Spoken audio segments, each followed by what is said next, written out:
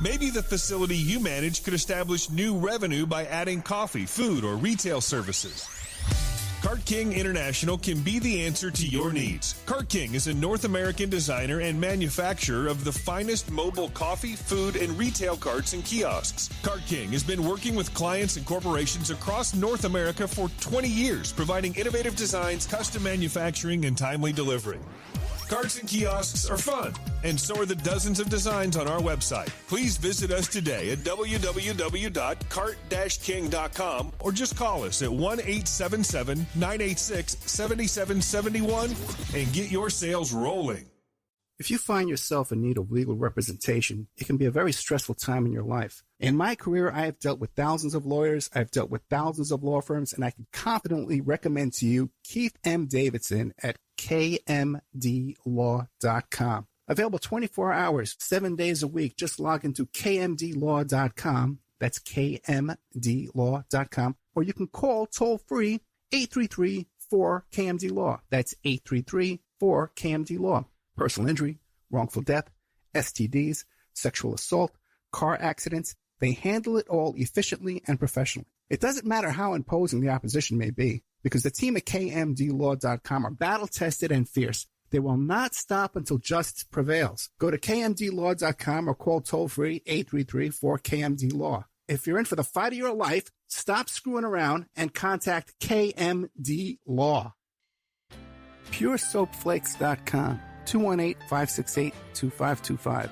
Have you ever heard of Castile Soap? Pure Soap Flake Company handcrafts fine soap bars, laundry powder, and concentrated soap flakes using organic vegetable oils from their northern Minnesota facility. Bathe your body and wash your clothes with Pure Soap products that are free of fragrance, GMOs, palm oil, sodium lauryl sulfate, and synthetic additives. Keep it clean, folks. Pure Soap Flake Company products are kind to living creatures and sensitive skin, safe for drains and waterways, and work great in high-efficiency washers and top and front-loading machines. They have a little promotion going on. Contact them to order some soap. Mention the Opperman Report. You're going to get a free gift. They're going to send a little extra soap, travel size, soap bars and laundry soap, cleaning soap flakes. I've been using that stuff all day long today. Great stuff. Order today at puresoapflakes.com or give them a call, 218-568-2525, 218-568-2525. Pure Soap Flake Company is a proud member of the Handcrafted Soap and Cosmetic Guild. Is your credit in bad shape? Do you need a new car? Ready to buy a new house? You want to rent an apartment? Are you going to apply for a job? Any one of these activities, they're going to ask for a credit report and then check out your credit score. Let Dynamic Solutions 2 erase your negative credit remarks. You go to www.dynamicsolutions2, that's the number 2.com, or call 424-888-2820. Now, if you enter promo code ED or you mention Ed Opperman, you get a 10% discount. How's that? You get a free consultation, all negative items removed, get back in positive credit position. Dynamic Solutions 2, life-changing dynamic financial solutions. It's the Opperman Report. Join digital forensic investigator and PI Ed Opperman for an in-depth discussion of conspiracy theories, strategy of New World Order resistance, high-profile court cases in the news, and interviews with expert guests and authors on these topics and more. It's the Opperman Report. And now, here is investigator Ed Opperman. Okay, welcome to the Opperman Report. I'm your host, private investigator Ed Opperman. We got a big one for you today. We got Craig Unger. Have you seen this guy on all the talk shows, all the cable news shows? You might remember his book, House of Bush, House of Sword. Okay, but he got a new one out right now, House of Trump, House of Putin. And he's right on the cutting edge of all this stuff, the Russian connections with Mr. Trump there. Craig Unger, are you there? Yes, I am. It's great to be here. Thanks for having me.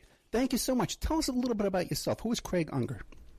Well, I've been in journalism for more than 45 years, actually. I grew up in Dallas, Texas, and right after college, I went to Harvard. But right out of college, I went into journalism. I've been doing it ever since. And I've really done. You mentioned House of Bush, House of South, but my last 4 books have been really on what I think of as the Republican Party's war against democracy. And most recently, of course, that's in, I take that on in House of Trump, House of Putin. Okay, he's a little humble there. Editor of editor of Variety and a Boston magazine. This guy's been around. He's done a New York magazine. Forget it, okay? The New Yorker. I've been at Vanity Fair for 15 years as a contributing editor. I wrote for most of the major magazines. And actually, if you saw the documentary Fahrenheit 9/11 by Michael Moore, I was in that. And more recently, I'm in the current documentary, Active Measures, which takes on the same subject I address in my book, House of Trump, House of Putin.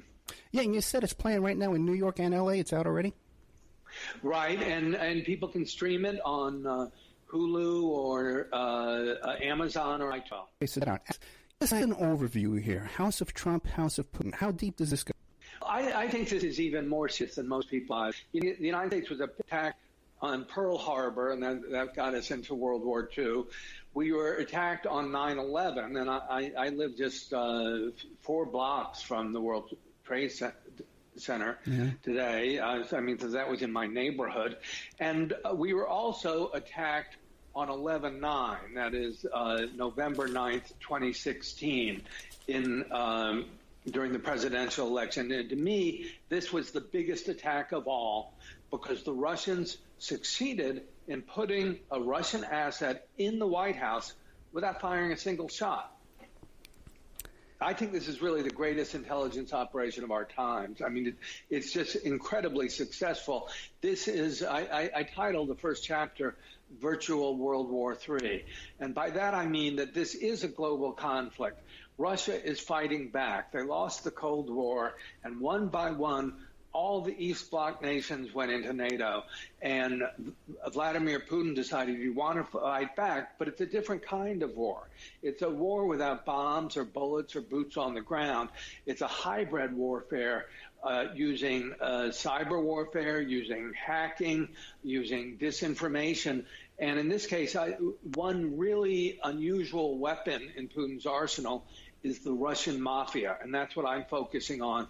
And I see this as an intelligence operation that was more than 30 years in the making, that goes back easily to the 1980s when they first targeted Donald Trump and they began to compromise him.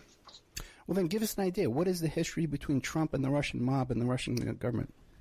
Well, it's really long and tangled, and one of the first episodes took place in 1984 when Trump had just built Trump Tower, and it was the glitziest building in New York. I mean, in the country, really. It was celebrated all over the world. New York had been through a rough time, and now it was coming back, and he became this celebrity real estate developer. And a man, just after it opened, a man named David Fogadin, met privately with Trump in Trump Tower, and he put down $6 million in cash. That's the equivalent of about $15 million today, and bought 5 condos. And according to the state attorney general's office in New York, that was an act of money laundering. And I believe it went on, it happened hundreds of times, even thousands of times, and that Donald Trump laundered money again and again for the Russian Mafia, well over $1 billion. So there's actual litigation that names Trump involved in money laundering?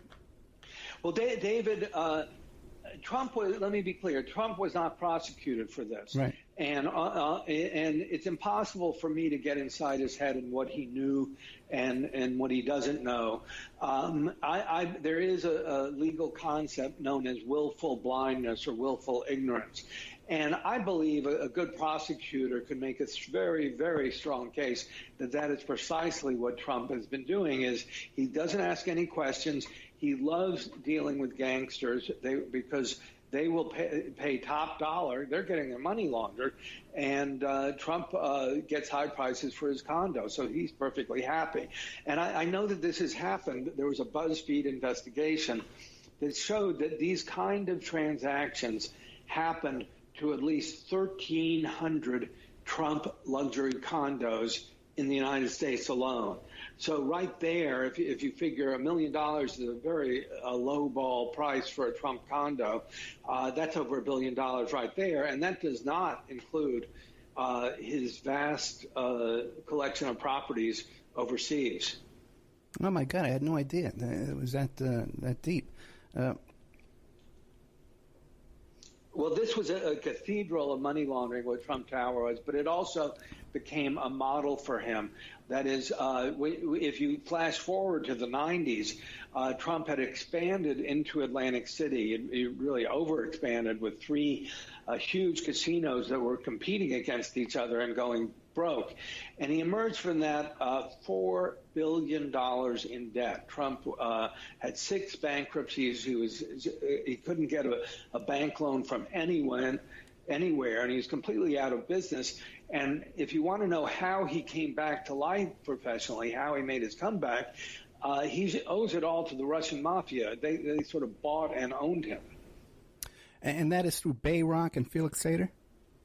That's certainly a big part of it, absolutely. In 2002, a company called Bayrock opened for business, and they were located in Trump Tower, that is where Trump lives and where he works. They were on the 24th floor, and that's an important floor if you know the building, because everyone in the higher floors have to switch elevators there, which means they had easy access to Donald Trump, who was just up 1 or 2 flights where his office was. So they ran into him regularly, and they went to him and they sort of made him an offer he couldn't refuse. Trump, again, couldn't get a bank loan almost anywhere, and they said, well, we'll put up all the money. You don't have to put up a dime. In exchange, we just want to license your name, and we will give you 18 to 25% royalties on all the condos we sell. So that's how he got back on his feet and began his comeback. And he never could have run for president if he was $4 billion in debt. They made him whole again, but in doing so, they owned him effectively. And what time period was that? Did this go on? Well, Bayrock opened its. I believe they opened in 2002, and he worked with them on and off for, I don't know, roughly 8 years or so.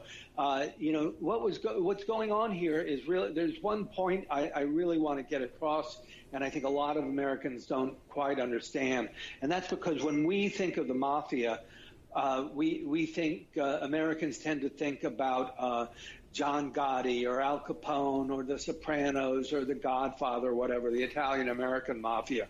The Russian mafia is quite different. And I realized when I first explained this to someone, they didn't quite understand it. And I said that Vladimir Putin's greatest triumph was that he weaponized the Russian mafia. He uses it as a weapon in his arsenal. And when I say this is a new kind of warfare, I mean they're using cyber warfare. They're manipulating the media. They're manipulating financial markets. But they're also using the Russian mafia, which reports to Putin. When people talk about Russia as a mafia state, and it's not just a metaphor, really, it's quite literal. Vladimir Putin is the top dog, and he's the capo in the Russian mafia. So I focus on a man named Semyon Mogilevich. It's a hard name to pronounce, I know, but I think he's hugely, hugely important. If you go back to 9/11, a lot of people have never heard of Osama bin Laden, and that was a very unfamiliar name. Well, I think Mogilevich is equally important, and he's met with Putin several times. I document that in my book. And he makes agreements with them. And as a result, Mogilevich is able to siphon off a huge amount of money, nearly $1 billion a year, from the Russian energy trade to Ukraine. And in siphoning that off, he shares it with Putin. Everyone gets rich. And this was one of the money pipelines that was used to funnel money into the Trump organization. Is this the Rosneft deal? No, this is not the Rosneft deal. There are a lot of money pipelines, and it's easy to get them confused. I try to focus just on a couple of them to give you an idea of how it works. And essentially, Russia and Turkmenistan have enormous amounts of liquid natural gas. Ukraine has absolutely zero, and it is cold there, and they are 100% dependent on Putin for getting their liquid natural gas. So the mafia has insinuated itself as a really unnecessary intermediary, and they just siphon off about $1 billion a year from that trade. And they want to keep those kind of arrangements going. They're getting filthy rich off of them. And that means they need to have political power in Ukraine. And how are they going to get it? Well, they needed a savvy political consultant, so they hired Paul Manafort, who, of course, became Trump's campaign manager later on, and he installed a Putin puppet as president of Ukraine, a guy named Viktor Yanukovych, and I believe he sort of replicated that 10 years later in 2016, installing another Putin puppet as president, namely Donald Trump as president of the United States. That reminds me, now I had heard that Giuliani's law firm took over a lot of those contracts that Manafort was handling. Have you looked into that? Well, I haven't really, but Giuliani's, he's gone kind of become a loose cannon lately, and it seems like he's almost senile. But he definitely had friends who were tied up in this, and he did get money from a guy named Semyon Kislin, who was tied in with all these Russian mobsters. And he appointed Kislin as head of his Economic Development Council back when he was mayor of New York in the 90s. Oh, really? Yes. Oh, that's fascinating. Okay. Yeah. You mentioned, Putin and Malevolence, right? These are some of the richest men in the world, right? Yep. And Putin has, by some accounts, as much as $200 billion.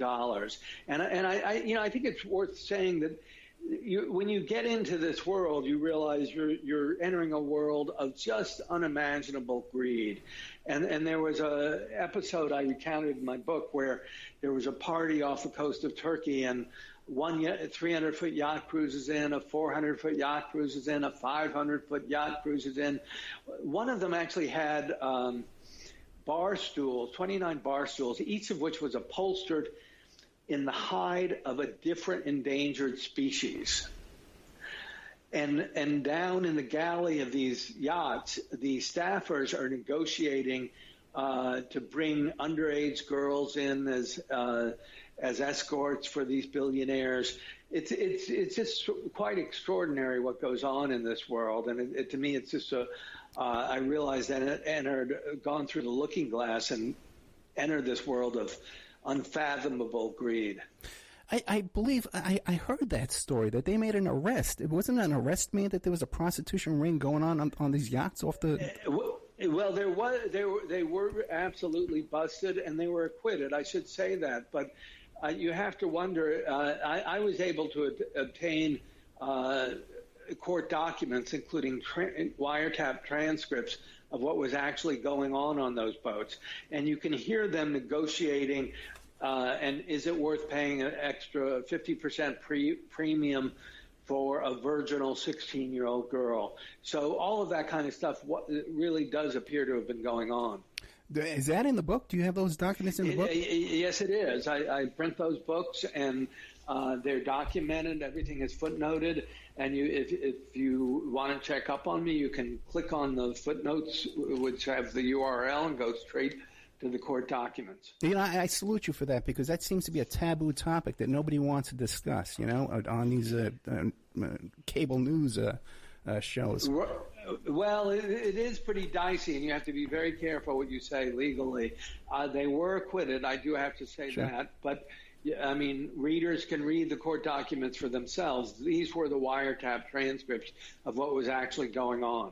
Yeah, I think that the fact that they were acquitted when you have wiretap transcripts is even more damning. You know what I mean? Absolutely.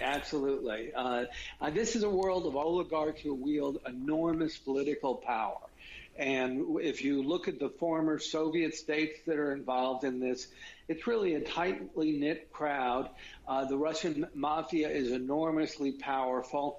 I was also able to obtain some documents from Ukrainian intelligence. Again, these are transcripts of wiretaps, but in which you can see that the head of Ukrainian intelligence is talking about meetings between Vladimir Putin and Simeon Mogilevich, the the powerful Russian mobster. So this is how it works, and we've seen how it works in Russia, and it's pretty horrifying. You end up with a few hundred spectacularly rich people, multi-billionaires, people with $10 and $20 billion, and they control all the natural resources in Russia. And now, what appears to be the case is Donald Trump saw how Vladimir Putin works. He sees Putin as effectively president for life, and he's worth, by some accounts, $200 billion. That sounds pretty good to Donald Trump, and he's trying to do the same thing here. That was actually going to be my next question. Yeah, a guy like Trump, wouldn't he see that and say, hey, that's the goal? Absolutely. Absolutely. And, the Trump family has a long history with organized crime. Trump's grandfather had a brothel back in the days of the San Francisco gold on the West Coast after the gold rush. Really, his father was a real estate developer in Queens here in New York, and he had a lot of dealings and with the mafia, with the Italian American mafia, and even partnered with one of them. When you get to when Trump himself started out, his very first operations involved working with the Russian Mafia, and his lawyer, Roy Cohn, who was sort of the dark, satanic prince of the McCarthy era, Roy Cohn represented two of the five big Italian mafia families here in New York, and it helped Trump enormously when he was getting a start in real estate by giving him special deals with various contractors. Yeah, what do you think? Do you think Roy Cohn would be rolling over in his grave hearing the name Trump in Russia? You know what I mean? You know what? I think Roy Cohn would be chortling with joy. I think he's thrilled. I mean, he's been dead since 1986, and he cast a very, very long shadow. I know younger listeners probably have never heard of him, but he was really this really dark, satanic presence who was a ferocious bully. Once I was at New York Magazine as an editor about 35 years ago, and Roy Cohn called me up and yelled at me and tried to get me to kill a story and said he would sue me and destroy me and made all sorts of threats, which he never followed through on, thankfully. But he was a brute. He represented both major establishment figures like Rupert Murdoch and the Reagans and so forth, but he also represented mobsters as well. I actually once I set out to do a story on Roy Cohn, and I wound up doing a story about John Holmes, the porn star, because John Holmes used to hang out with Roy Cohn. So, I did not know that, but not too long ago, I mean, Trump was bellowing about Robert Mueller, the special counselor, in the investigation, and he yelled out, "Where's my Roy Cohn? Where's my Roy Cohn?" And that's what he wants in a lawyer. He wants a thuggish fixer, someone who will just fix things by bullying and bullying and bullying. And I think at Robert Mueller, Trump may have met his match. Yeah, I agree with you on that. Okay, let's take a little commercial break here. Excellent information here with Craig Unger. The book is House of Trump, House of Putin. And we'll be right back after these messages. And now a word from our sponsors. Have you ever thought about opening your own mobile cart or kiosk business? Maybe the facility you manage could establish new revenue by adding coffee, food, or retail services. Cart King International can be the answer to your needs. Cart King is a North American designer and manufacturer of the finest mobile coffee, food, and retail carts and kiosks. Cart King has been working with clients and corporations across North America for 20 years, providing innovative designs, custom manufacturing, and timely delivery. Carts and kiosks are fun, and so are the dozens of designs on our website. Please visit us today at www.cart-king.com or just call us at 1-877-986-7771 and get your sales rolling. PureSoapFlakes.com, 218-568-2525. Have you ever heard of Castile Soap? Pure Soap Flake Company handcrafts fine soap bars, laundry powder, and concentrated soap flakes using organic vegetable oils from their northern Minnesota facility. Bathe your body and wash your clothes with pure soap products that are free of fragrance, GMOs, palm oil, sodium lauryl sulfate, and synthetic additives. Keep it clean, folks. Pure Soap Flake Company products are kind to living creatures and sensitive skin, safe for drains and waterways, and work great in high-efficiency washers and top and front-loading machines.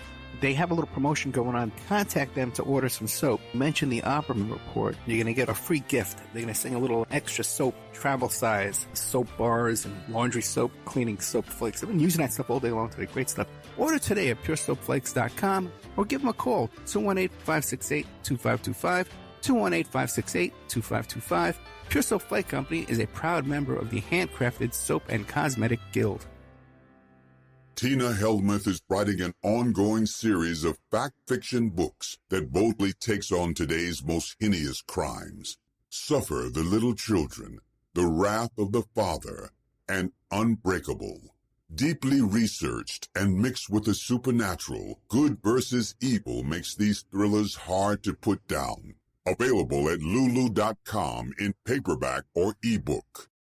If you find yourself in need of legal representation, it can be a very stressful time in your life. In my career, I have dealt with thousands of lawyers, I've dealt with thousands of law firms, and I can confidently recommend to you Keith M. Davidson at kmdlaw.com.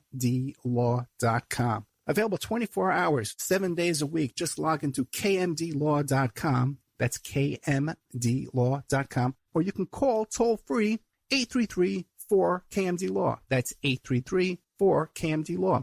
Personal injury, wrongful death, STDs, sexual assault, car accidents. They handle it all efficiently and professionally. It doesn't matter how imposing the opposition may be, because the team at kmdlaw.com are battle-tested and fierce. They will not stop until justice prevails. Go to kmdlaw.com or call toll-free 833-4KMD-LAW. If you're in for the fight of your life, stop screwing around and contact KMD Law. It's the Opperman Report. And now, here is investigator Ed Opperman. Okay, welcome back to the Opperman Report. I'm your host, private investigator Ed Opperman.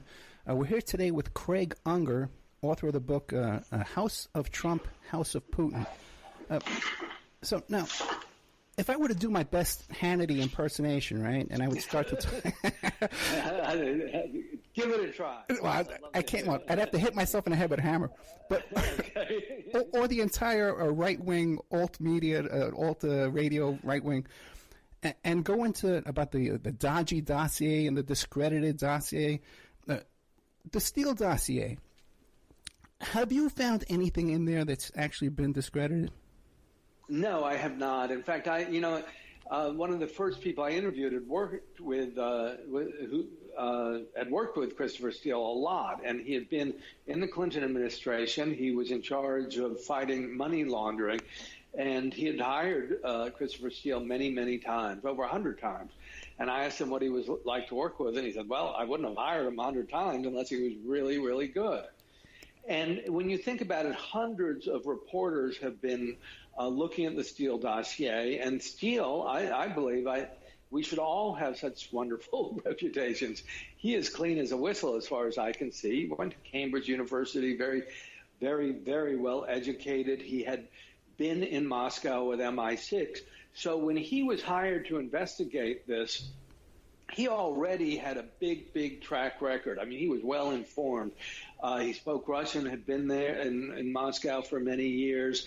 And he had actually, I don't know if you're familiar with the case of Alexander Litvinenko, who had been with the Russian FSB and was out to expose Vladimir Putin for all his ties to the Russian Mafia, among other things, who went, and then he finally found asylum in London and was poisoned by Putin's operatives and died of polonium, radioactive polonium poisoning.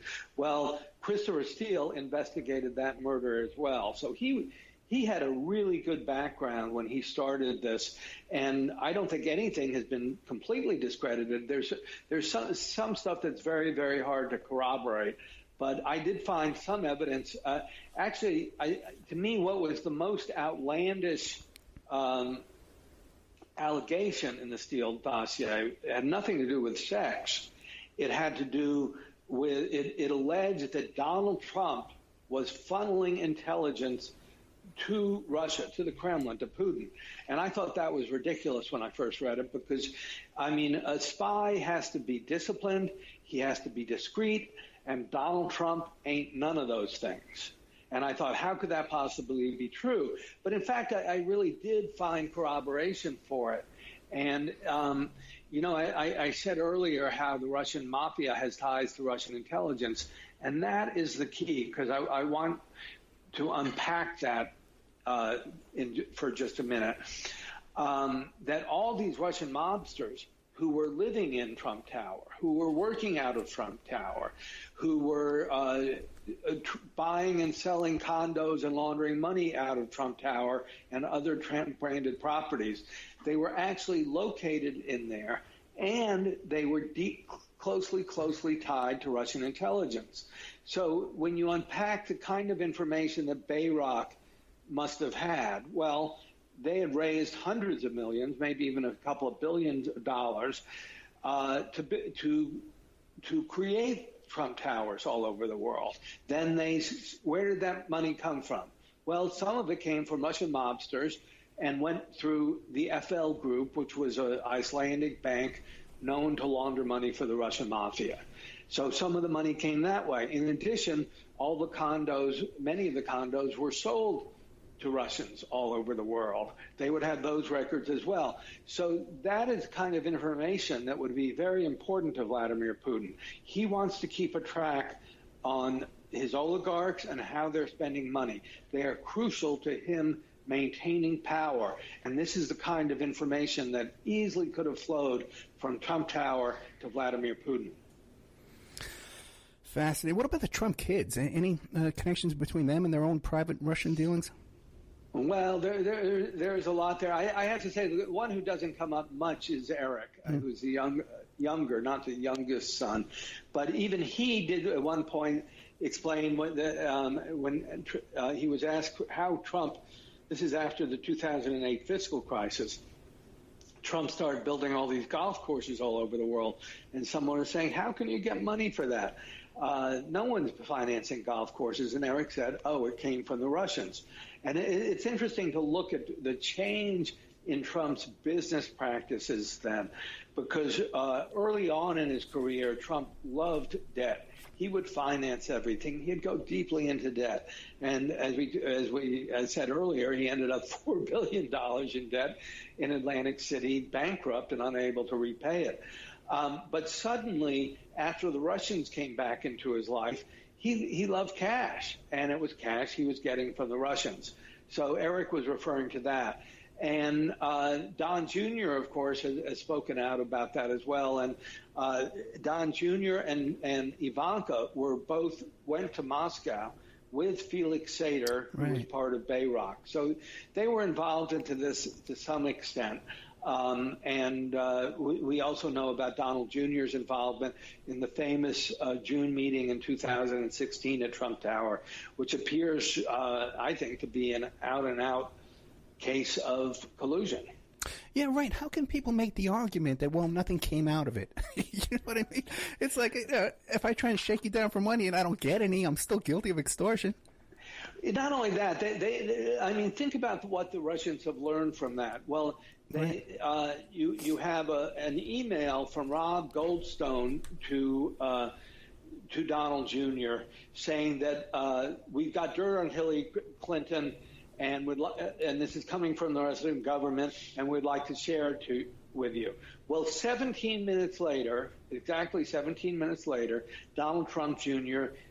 emails back, I love it. Right. I look forward to getting it. So what an easy mark is he? I mean, even if nothing happens from then on, the Russians have learned this is a guy who doesn't think about security for an instant. He's willing to take help from a hostile foreign government without thinking about it. So they know he is a soft spot if they want to penetrate Trump's inner circle. It made me think, too, I'm a little scattered all over the place, but Roger Stone just recently admitted, too, that he did have that meeting with that Russian character who wanted $2 million for the emails. Did you touch on any of that? Well, I've interviewed Roger a couple of times, going way back, and he's always an interesting character, and I would not be surprised at all if he were indicted.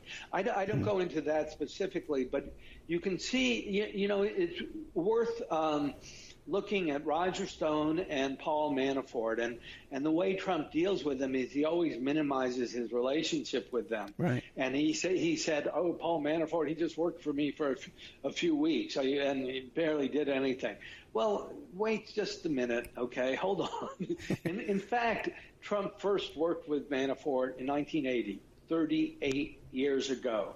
And Paul Manafort and Roger Stone had worked together in many different incarnations, but their lobbying shop on K Street was known as the torturer's lobby, the dictator's lobby. They took pride in taking millions of dollars from the most autocratic dictators in the world, and they did that again and again and again. And in 2006, Putin, actually, I just confused the two, and maybe they serve the same purpose, I guess. But Putin wanted to sustain the kind of relationships I mentioned earlier, where they could skim money off the Ukraine energy trade. And to do that, he wanted a man named Viktor Yanukovych, who was very much a Putin puppet, installed or elected, but really installed as president of Ukraine. And he needed some savvy political guidance from the West, so he hired Paul Manafort. And Manafort was making, when he started working in the Ukraine, he was making $10 million a year, which is not nothing. And he's he's completely doing the bidding of Vladimir Putin against American interests year after year after year. And I believe what he did in Ukraine with Yanukovych, Manafort replicated 10 years later in 2016 by installing another Putin puppet as president, namely Donald Trump. And what kind of business was Trump and Manafort doing in the 80s? Well, they were Manafort was helping Trump get licensing and various projects he was going on, and lobbying. In all these real estate developments, and also when you go into Atlantic City, you need to grease the wheels a bit, and Manafort is sort of a master at that. Okay. Now, back to Felix Sater. We've learned recently that he was childhood friends with Michael Cohen. Yes, exactly. And again, this is Trump actually said this under oath. He said, well, Felix Sater, if he came in the room, I don't think I'd recognize him. Well, that's simply not true. Sater worked with Trump for many years, but as you said, he and Trump's former attorney, Michael Cohen, go back to the 1980s. And they knew each other in the Brooklyn area, in the Brighton Beach area of Brooklyn, which is sort of the home base for the Russian Mafia in the United States. And actually, Michael Cohen's family, his uncle and Michael Cohen himself, owned a restaurant nightclub called El Carib, and that was the center of operations for the Russian Mafia. It's where they held their late night meetings and so forth. And Cohen knew Felix Sater because he was dating a Ukrainian woman he later married, and Felix was friendly with her, and they had a good friendship that went on for many years, and they got together back in the aughts, I guess, around 2006 or so. By then, Felix was working with Donald Trump through Bayrock, and Michael Cohen came back in as Trump's attorney and sort of fixer. He was sort of a second-rate Roy Cohn, if you like. He wanted to just fix things, and as we've seen, he handled payoffs to various women with whom Trump allegedly had sexual entanglements, and would pay off Stormy Daniels or Karen McDougal or various other women who apparently needed to be paid off. Hush money, I think it's called. As far as fixers go, he was like the Shemp of the Three Stooges. Exactly. I like that. Yeah. Actually, you know who he was? I think Bob Odenkirk of Better Call Saul. Do you know him? Yeah. You know, he's sort of a low-rent lawyer who'll fix things. He's going to make it right. But now, when I saw Felix Sater, he did those round of appearances. He claimed that he met Trump because he just knocked on his door at Trump Tower. That's impossible, right? Well, remember, Bayrock was on the 24th floor of Trump Tower, and that's a very important floor. So he could he could just walk up a flight of stairs and knock on the door. But they were partnering with him, and he did talk to him several times a week. I think they were much closer than is let on. And in the book, I think there was a lot of unanswered questions about Felix Sater that remain, and that as I put it in House of Trump, we know Felix had at the very least had a double life. That is, he was convicted of felonies twice, a pump and dump stock scam, and he also got into a bar fight where he stabbed a guy in the face. It needed over 100 stitches.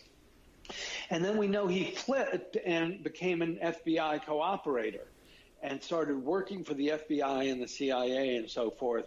And he paints himself as this almost heroic figure for saving American lives as a result of his work with the FBI and CIA.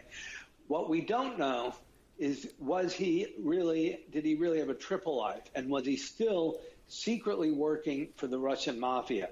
That's what I want to find out in the future. And what I did find out, some of it, that he was flying back and forth to Russia, even just before the election, trying to make deals for Trump, for a Trump Tower in Moscow, which never happened. And he was dealing with people in the Russian Mafia there, with companies who were tied with Simeon Mogilevich, who was the powerful Russian mobster who was the brains behind the Russian Mafia.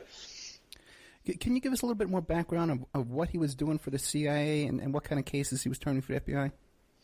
Well, he claims, and I have not verified this, but he claims he was stalking al-Qaeda, that he came up with the coordinates for bin Laden's actual geographic location, his physical location, for some of his attempts to get bin Laden during the Clinton era.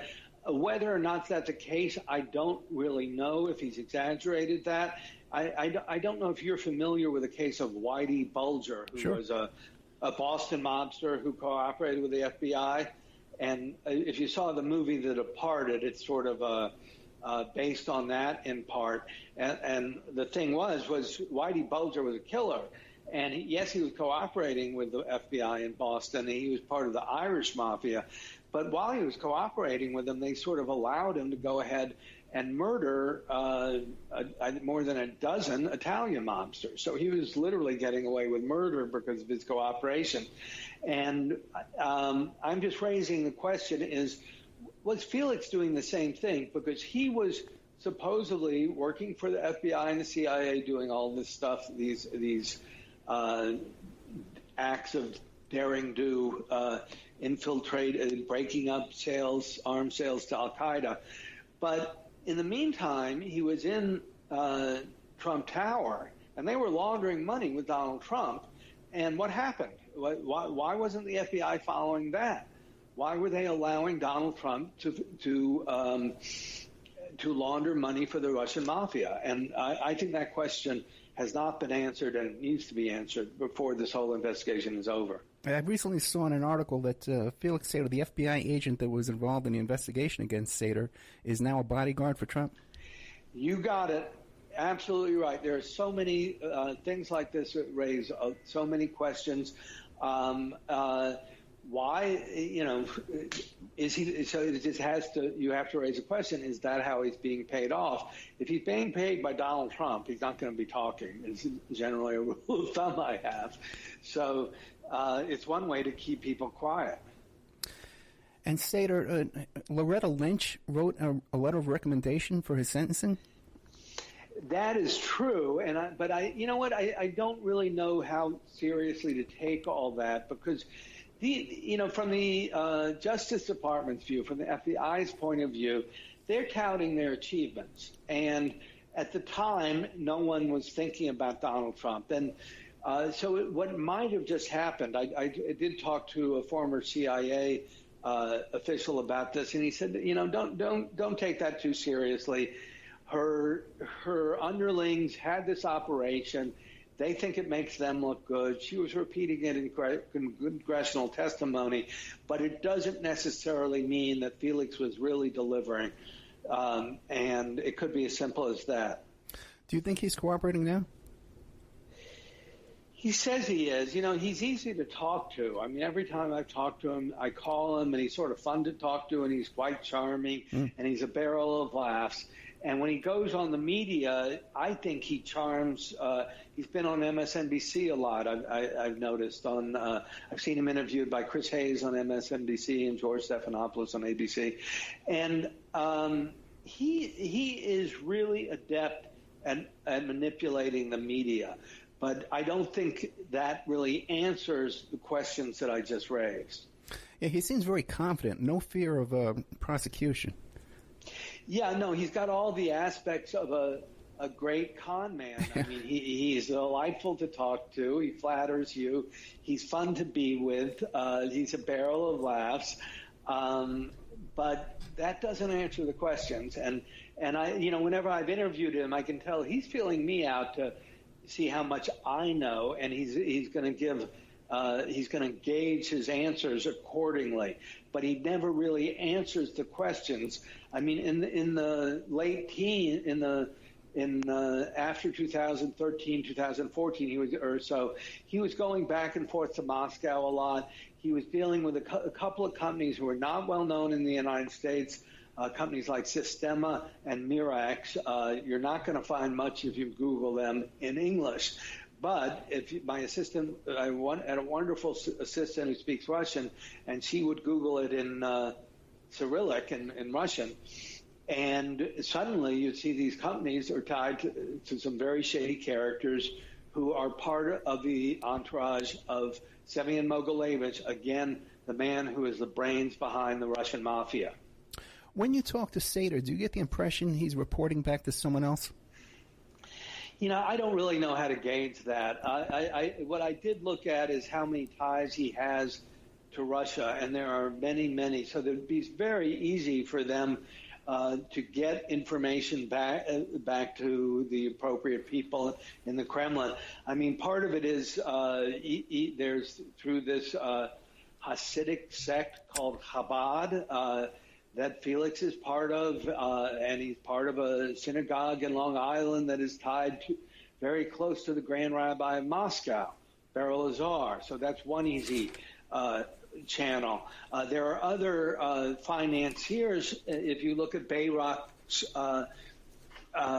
corporate promotional papers, they list half a dozen Russian oligarchs who are tied in with the Russian Mafia in one way or another, or who are close to Putin. So it would be very easy for them to get that information back to the Kremlin. I recently heard that Felix Sater has a friendship with Jeffrey Epstein. I did not know that. Now, that's interesting. I'll send you the link.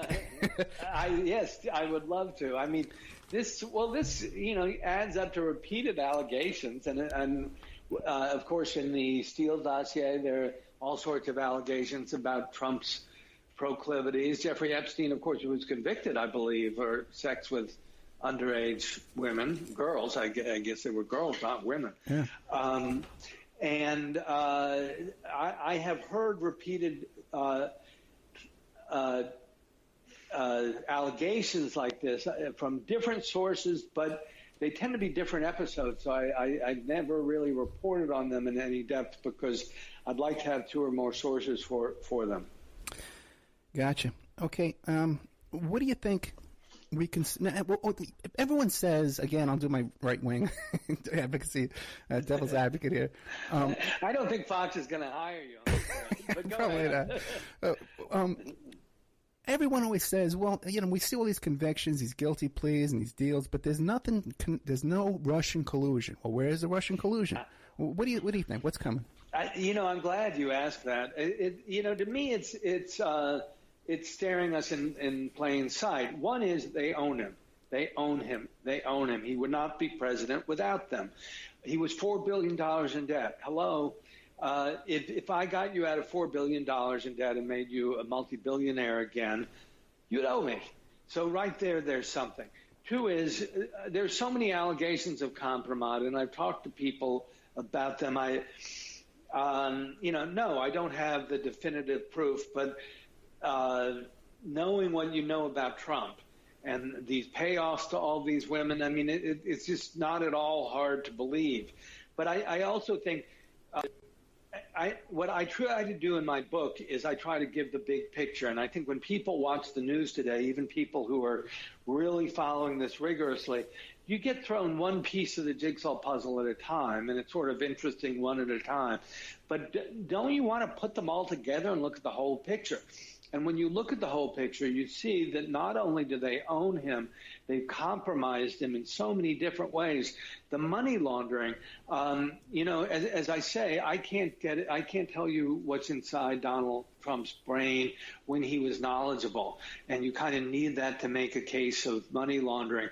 But the BuzzFeed investigation showed that these kinds of transactions, that is, all cash transactions, in which real estate is purchased, Trump real estate is purchased by anonymous shell companies.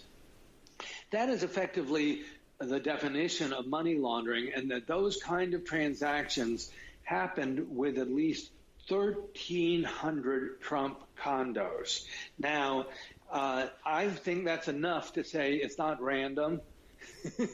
It's not a coincidence.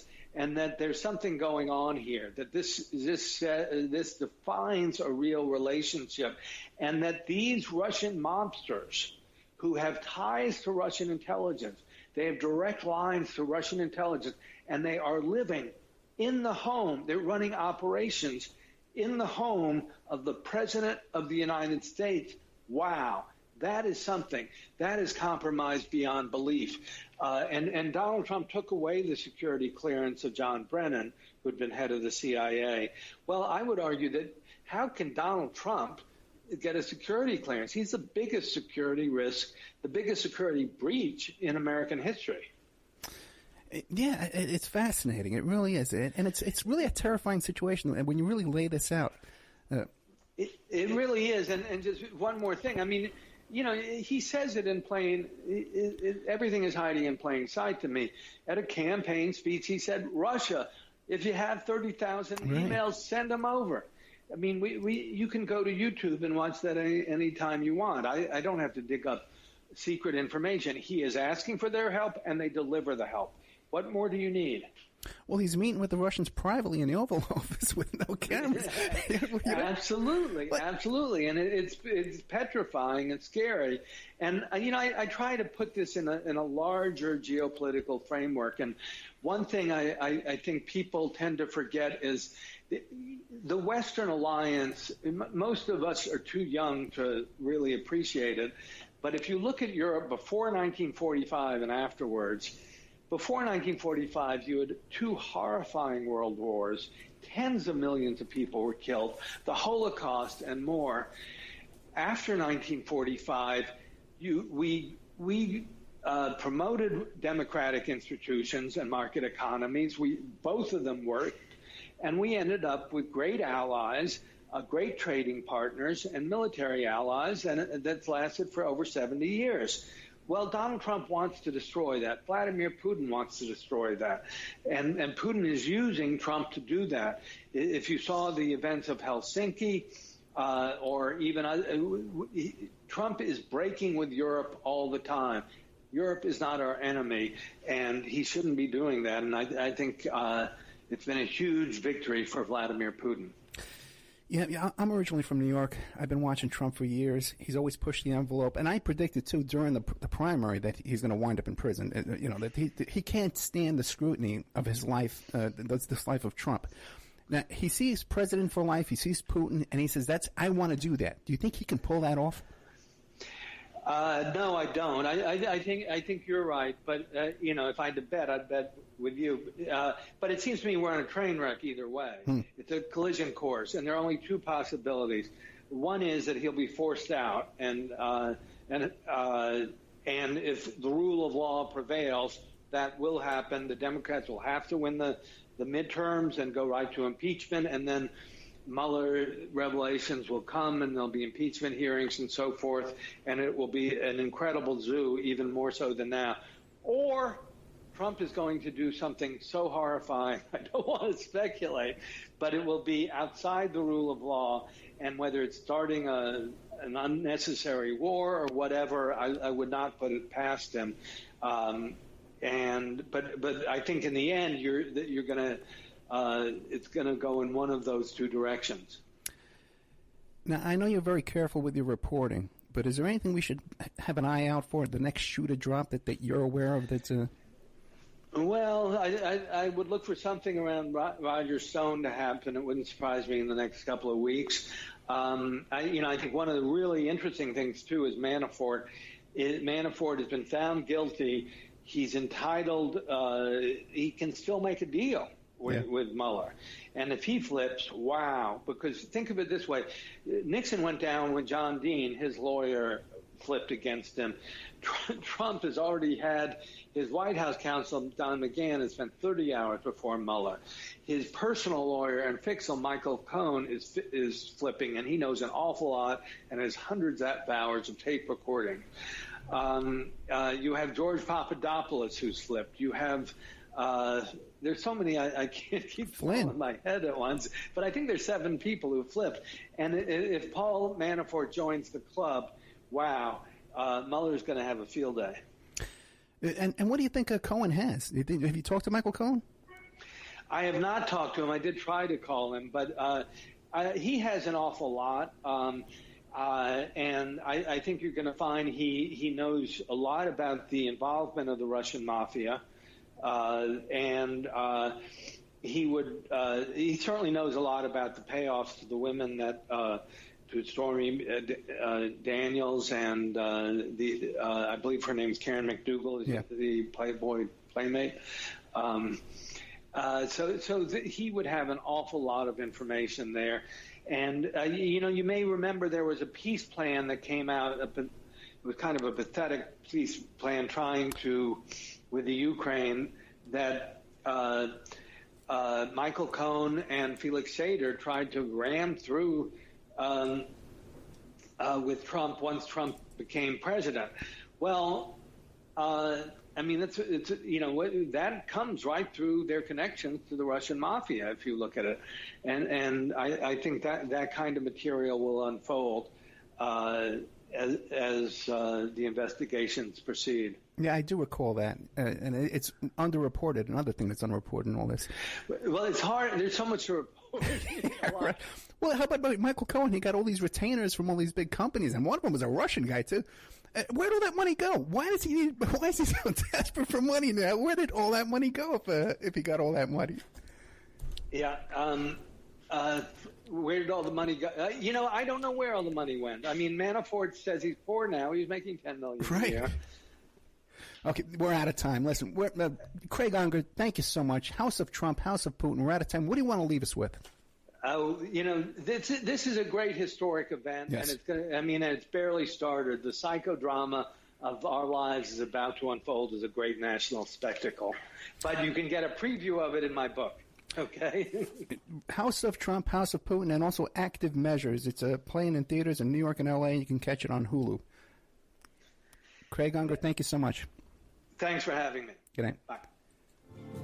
Okay, man. Killer stuff, huh? That was really... Thank you. I've got another call on you, Craig. Thank you. And now a word from our sponsors. If you find yourself in need of